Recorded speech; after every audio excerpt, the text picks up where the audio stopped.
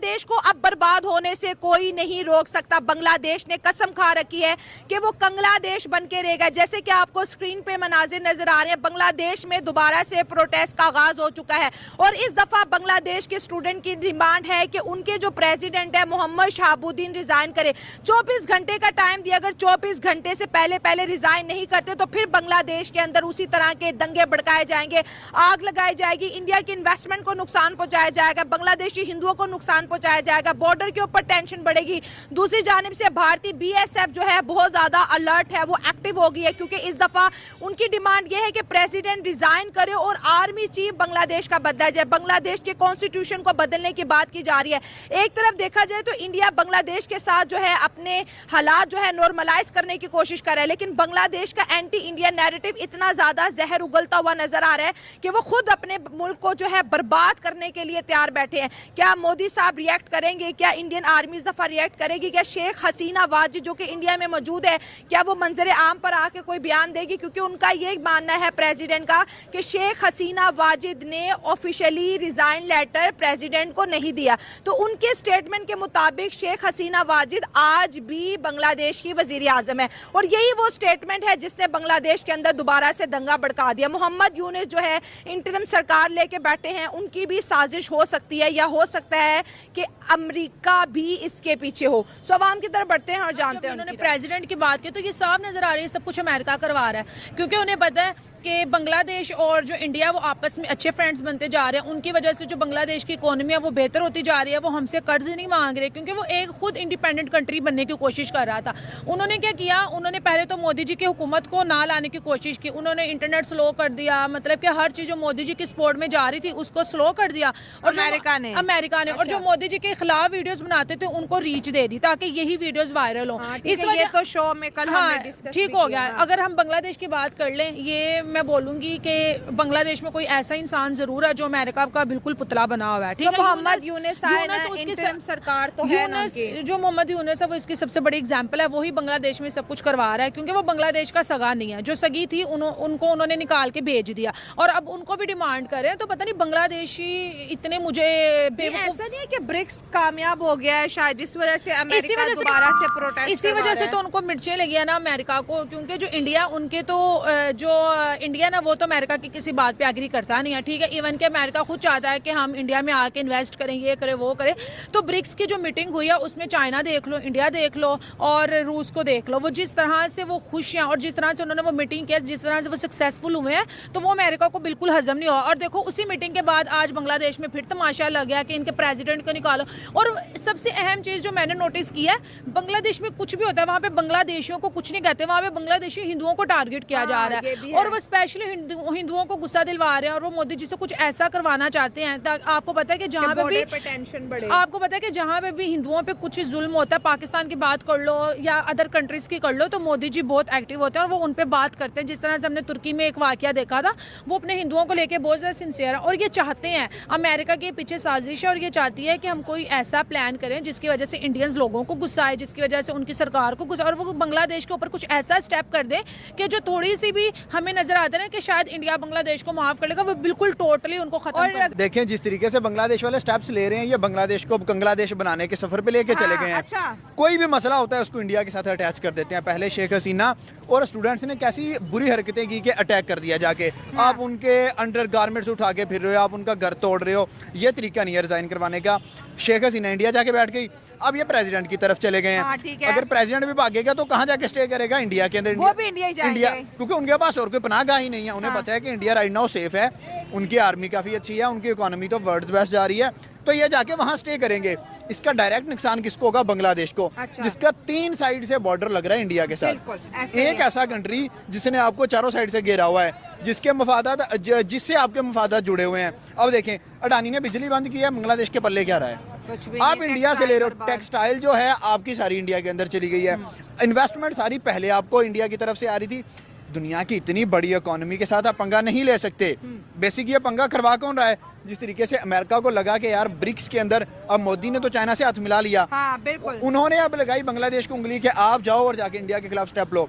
बांग्लादेश सोचे, इतना सा बांग्लादेश है, और इतने बड़े इंडिया से पंगा ले सकता है? नहीं। पाकिस्तान की इंडिया से ट्रेड बंद हुई तो हमारे आप देखेंगे महंगाई कितनी ज्यादा नजर आ रही सही है। बात है। अगर बांग्लादेश की भी बंद हो जाएगी, ऑलमोस्ट तो बंद ही है, हाँ। अगर बिल्कुल बंद हो गई तो बांग्लादेश भी गया, और रोड पे देखिए, आ जाएगा। इंडिया के बड़ापन देखिए कि आज भी वो जो फूड कमोडिटीज हैं या फिर मेडिकल वीजाज है वो उनको दे रहा है। अब बार बार क्योंकि जब भी बांग्लादेश के अंदर प्रोटेस्ट होता है, ये बंगाली क्या करते हैं, इंडिया की इन्वेस्टमेंट को नुकसान पहुंचाने की कोशिश करते हैं। जो हिंदू नजर आते हैं हिंदुओं को नुकसान पहुंचाने की कोशिश करते हैं, फिर से सड़कों पर निकल आए, तोड़ फोड़ का आगाज कर दिया है। आखिर ये कौन सी तब्दीली चाहते हैं और ऐसे कौन सी तब्दीलियां आती हैं जो मुल्क ये स्टूडेंट कुछ भी कहे कि ये तो गुंडागर्दी हो गई, या तो मुझे ऐसा लगता है बांग्लादेश के स्टूडेंट जो है इंसानी ज़ॉम्बीज बनते जा रहे देखिए हैं। बिल्कुल आपकी बात सही है, ज़ॉम्बीज़ ही बनते जा रहे हैं। जो इनकी हरकतें हैं भाई, अपना नुकसान कौन करता है?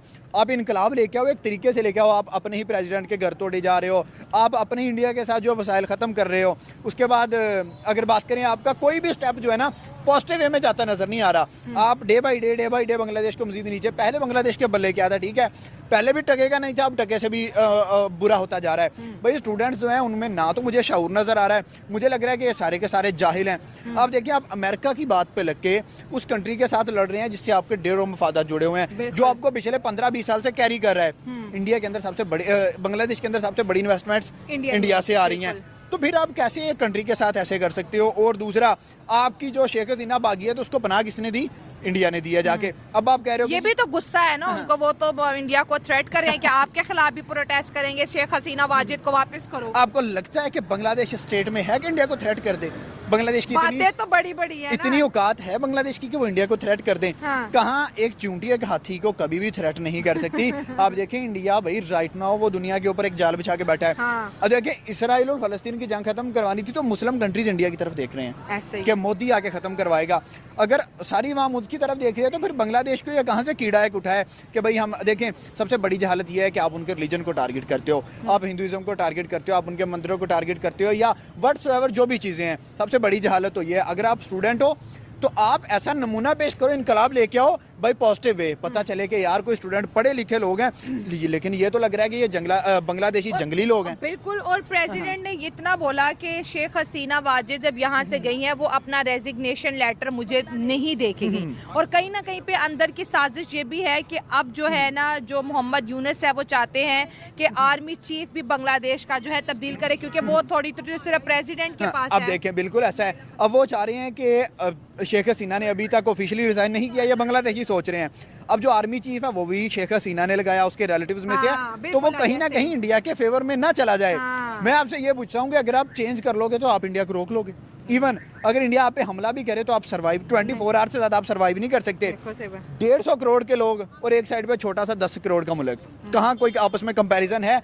ना आपकी इकोनॉमी उनसे मैच करती है, ना आपकी पब्लिक उनसे मैच करती है, ना आपकी कोई अथॉरिटी उनसे मैच करती है। आपका वसाइल ही आपके पास इतने नहीं है।